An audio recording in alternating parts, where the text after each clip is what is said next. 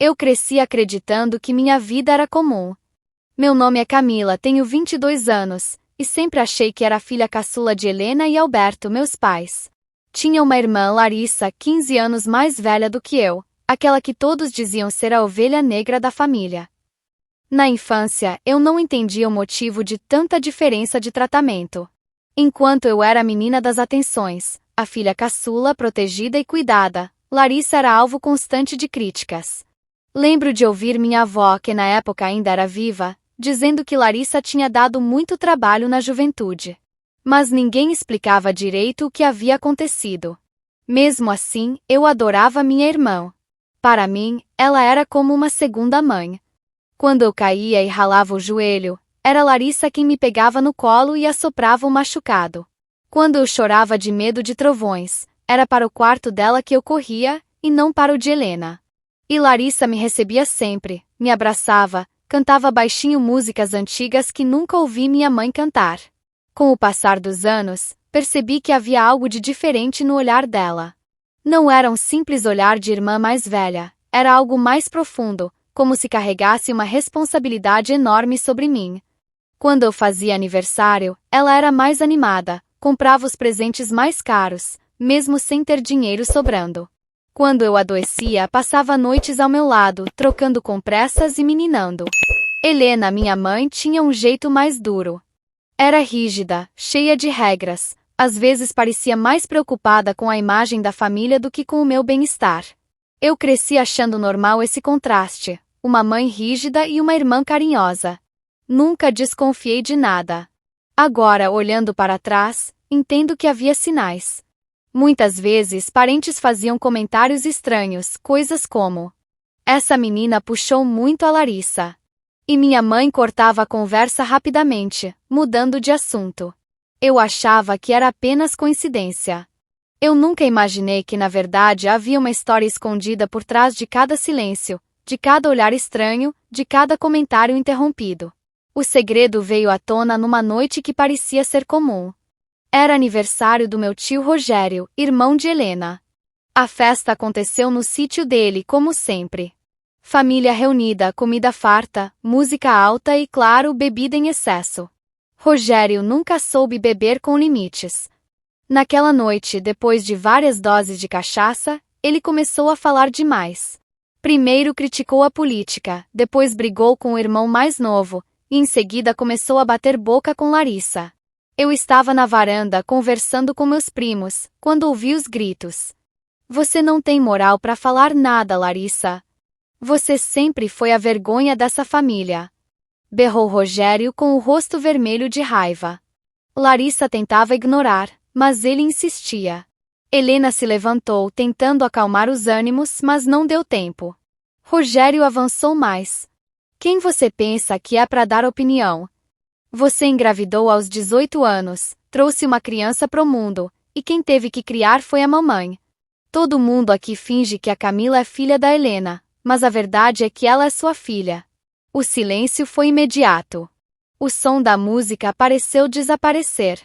Lembro de sentir meu coração disparar, minhas mãos suarem. Eu fiquei imóvel com um prato de comida na mão. Todos me olharam. Alguns baixaram a cabeça, outros ficaram boquiabertos.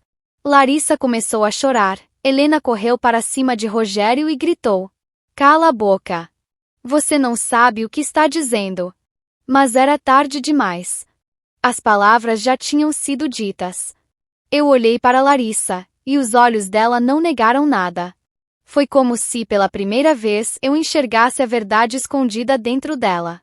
Naquela noite fui embora sem dizer uma palavra. Me tranquei no quarto, tentando entender se aquilo era uma mentira ou se minha vida inteira tinha sido construída em cima de um segredo.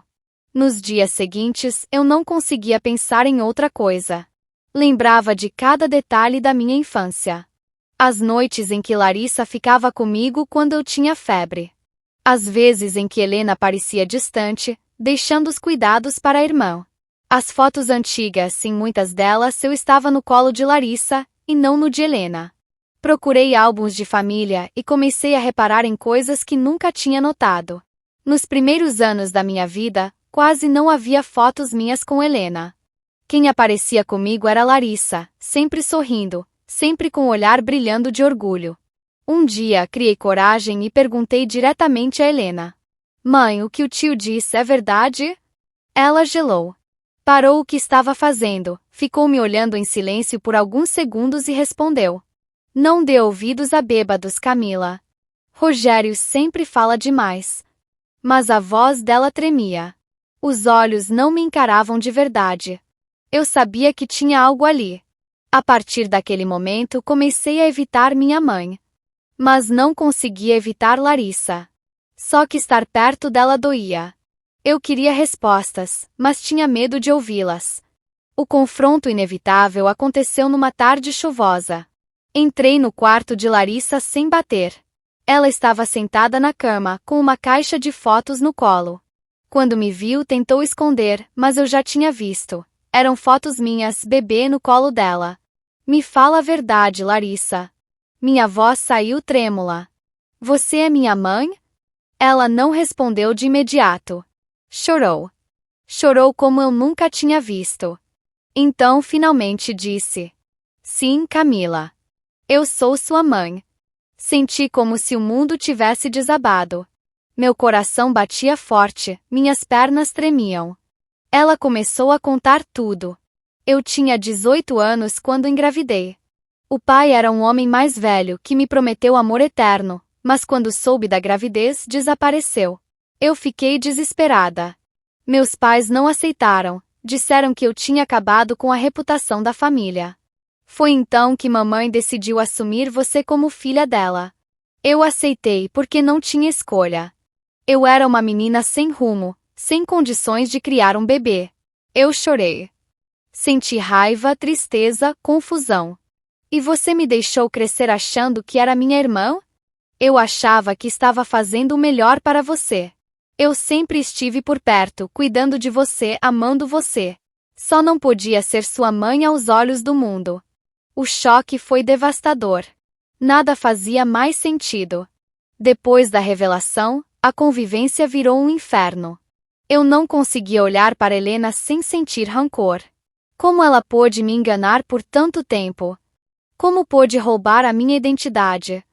Larissa tentava se aproximar, mas eu oscilava entre querer abraçá-la e querer gritar com ela. Às vezes, eu sonhava com minha infância e acordava chorando. Outras vezes ficava encarando meu reflexo no espelho, me perguntando: quem eu sou de verdade? Uma noite, ouvi uma discussão pesada na sala. Ela tinha o direito de saber, mãe. Gritava Larissa. Não! Eu fiz o que era melhor.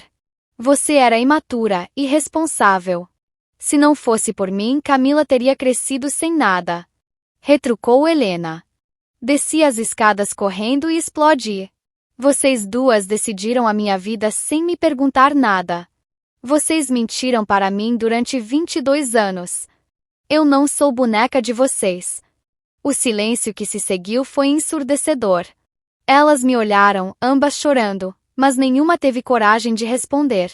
Hoje, meses depois, ainda tento digerir tudo.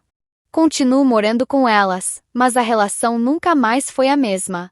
Às vezes, olho para Larissa e sinto amor, um amor profundo de filha para mãe. Outras vezes, sinto raiva por ela não ter assumido a maternidade. Com Helena, o sentimento é ainda mais confuso. Eu a amo por tudo que fez por mim, mas também a culpo por ter roubado a minha verdade. As pessoas dizem que com o tempo eu vou entender, que vou perdoar. Mas eu não sei. Minha vida foi dividida em duas, antes e depois daquela festa. Eu sou Camila, filha de Larissa, criada como filha de Helena. Sou fruto de um segredo, de uma mentira bem intencionada. E por mais que elas tentem, nada vai apagar a dor de descobrir quem eu sou da pior forma possível, pelas palavras bêbadas de um tio numa noite qualquer.